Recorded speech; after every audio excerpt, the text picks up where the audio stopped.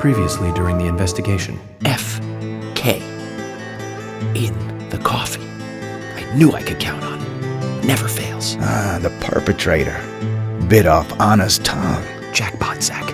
A shame, but our old-time all-American sightseeing tour just came to an end. When purple fog covers our town, we'll all wander in hell, I fret. So says Mr. Stewart. Oh, well, there's an old story, folklore. It's a fairy tale to me. Something about a killer in a raincoat who appears on rainy nights. She had a red dress on. She was a goddess. It's starting to rain. I think this case may take a while.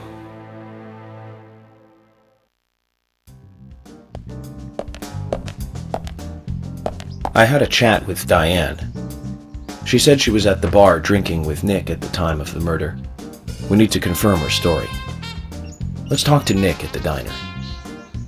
Very well, Agent Morgan. I have to head back to the department and clear up some paperwork. Go with Emily to the A&G diner. Okay then. I'll show you the way. The diner's open from 9 to 2100. Just as we suspected, Zach. Diane is the key to this case. I have a feeling she will lead us right to the criminal.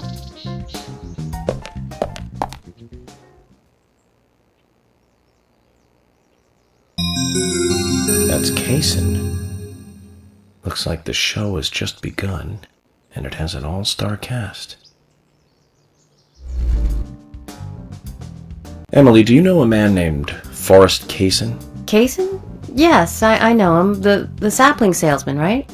He always uses strange comparisons when he talks. I'd like to know more about him. What does he do when he comes to town?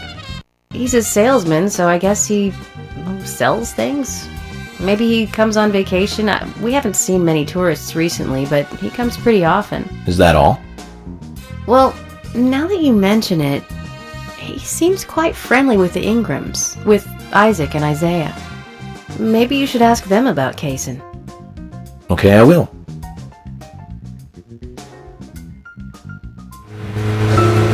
Emily, don't you find it a bit suffocating to be around George so much? Well, we aren't always together. And anyway, I've gotten used to him. Impressive.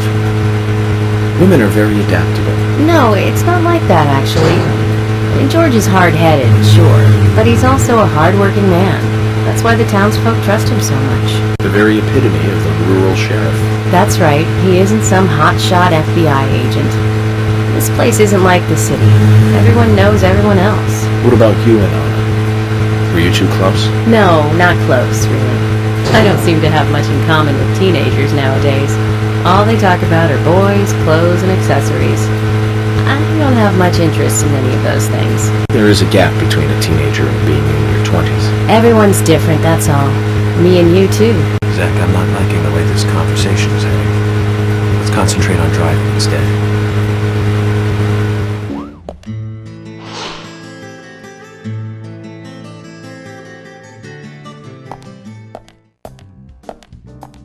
The A&G Diner. Wonder what the A and G stand for. Any ideas, Emily? Nope, I don't know either. Air and gravity, perhaps? Access and games? Aliens and Godzilla? Who knows? Is it important to know? I mean, why don't you just ask Nick? Oh, I will. But first, I need to eat. Wonder what's good here.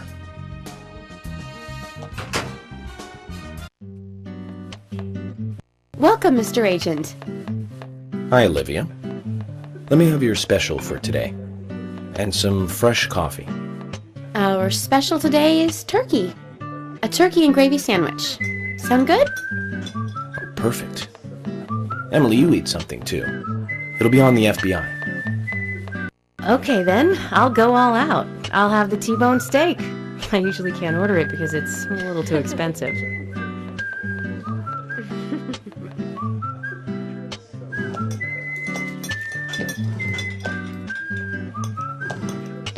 Mrs. Olivia Cormack, I am here for Mr. Stewart's lunch. If it is ready, I'd thank you a bunch. Yes, of course. Just a moment. Here you go. The usual. 1 turkey, strawberry jam, and cereal sandwich. Sounds like the sinner's sandwich. Self-inflicted punishment to atone for past sins. He's setting an example. Mr. Francis York Morgan, you should try this wonderful lunch. It's more than a delicious, tasty crunch. So says Mr. Stewart. No, that's fine. I've just ordered my own lunch.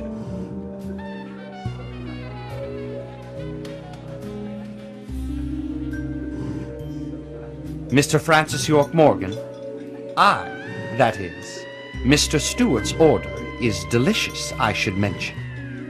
And Mr. Nick Cormack is a genius for creating this perfection. So says Mr. Stewart. Still, I have a hunch I might not like it. You sure that sandwich is that good?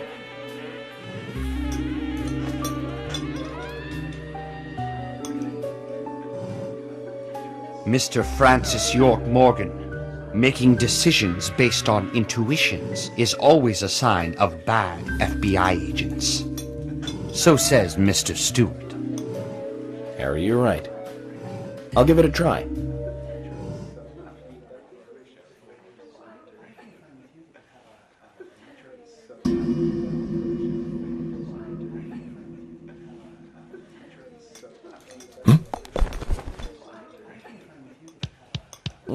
I can't believe it. This is fantastic.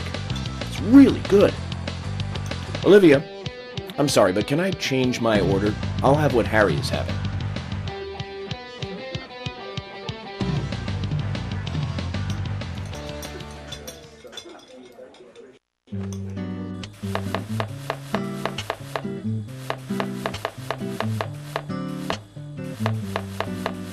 Nick and Diane. They hardly make the perfect couple, do they? Is it widely known that they go drinking together, just the two of them? To be honest, I don't pay attention to these things. Not into local gossip? Well, when I moved here, I was still in high school, and I kept wearing the same wild clothes from my school in Seattle.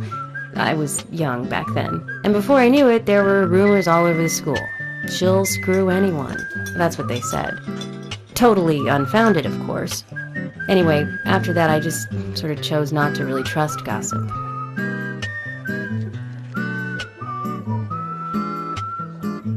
I get where you're coming from. I used to dress like a hardcore punk rocker when I was in high school.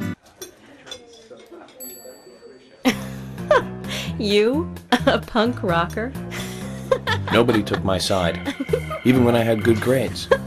People rejected me just because of what I wore. I was young back then, too.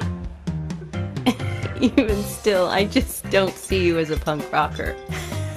And you laugh? Look at you.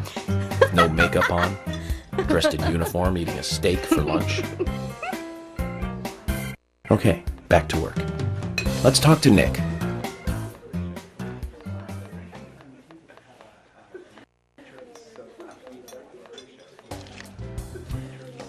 There's something I'd like to confirm with you, Olivia, if that's okay. Yes. Well, so long as it doesn't take too long. First, what were you and Nick doing on the night of the murder? I was here in the diner. Nick said he was going to the bar for a couple of drinks. Does he go to the bar often? Leaving you to hold up the fort? Yes. He says he enjoys the conversation with Diane. I thought they went drinking again together that night. Do the three of you ever go drinking together? Well, you see, I'm really not into art. And your husband is well versed in the arts then, I take it? Oh, yes. Looking at art and talking about it is his way of relaxing. People just aren't what they seem. Like a certain someone who was into punk rock 10 years ago. You are absolutely right, Emily.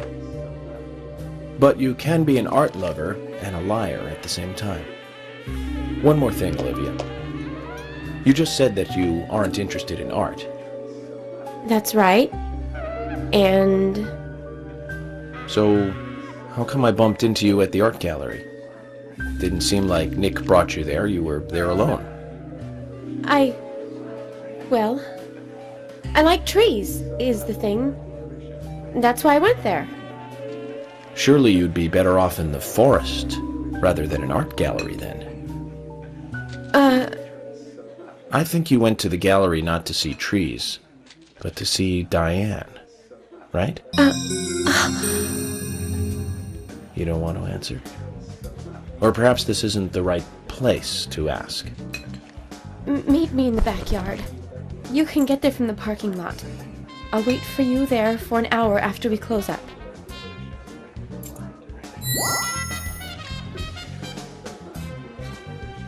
They close at 2100. Should we get something to drink and wait?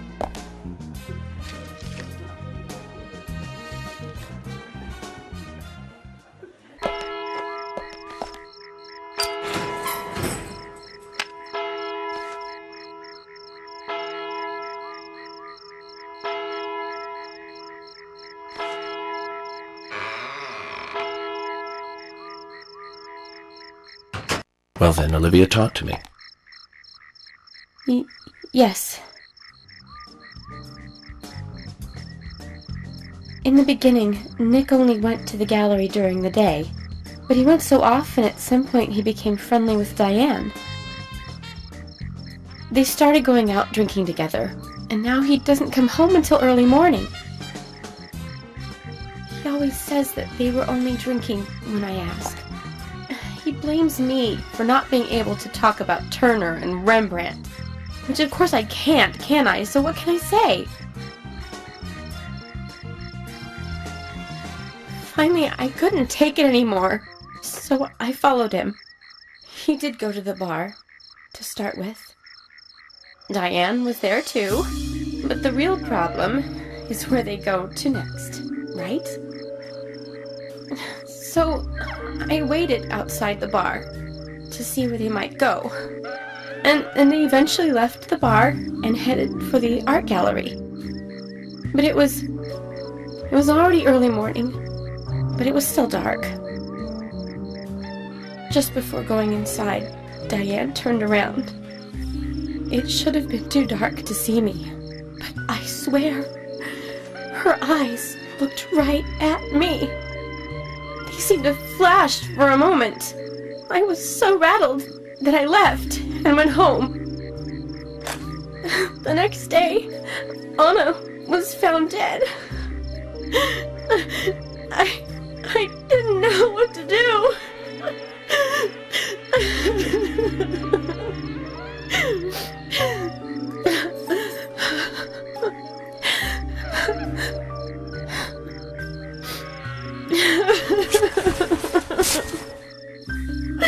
I went to the gallery to talk with Diane about it, to confront her.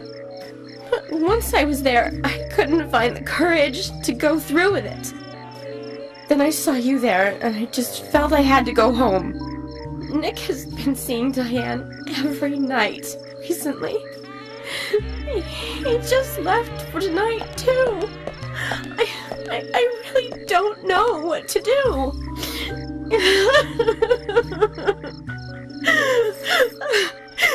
York, we gotta take Nick in for questioning. No, not yet. This alone isn't enough. Emily, answer me! This is Emily. Agent York is with me, too. I've just received word from Thomas at the Sheriff's Department. Something has happened at Becky's house. It was called in by Quinn, but he wasn't making any sense. We have no further details. I've sent Thomas over there. Can you go back him up? Yes, sir. One other thing. It sounded like he said, Raincoat Killer. This may well be related to the murder case. Take all due precautions. No! It couldn't be! Nick! Oh, please, no! What can I do? Nick! Oh, Olivia, calm down. Emily, take care of Olivia. I'm heading over to Becky's. She lives in the big house over by the lake. Hurry! I just hope this isn't anything serious. Damn it, Zach. We may have screwed up during the investigation.